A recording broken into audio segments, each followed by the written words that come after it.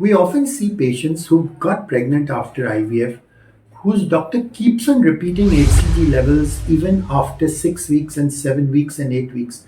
And honestly, I don't understand at all why. An HCG level is a biochemical marker of pregnancy and it's extremely useful for very early pregnancies.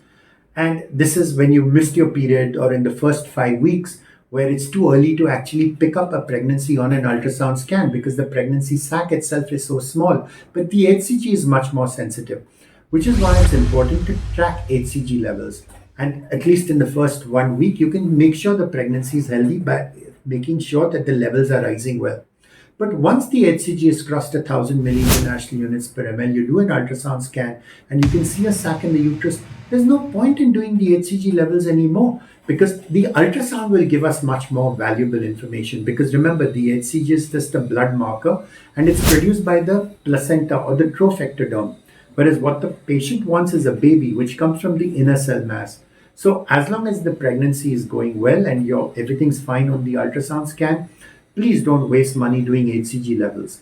On the other hand, if there is a problem in the ultrasound scans, and especially if you're bleeding or you can't see anything clearly, then an HCG can provide you with valuable information.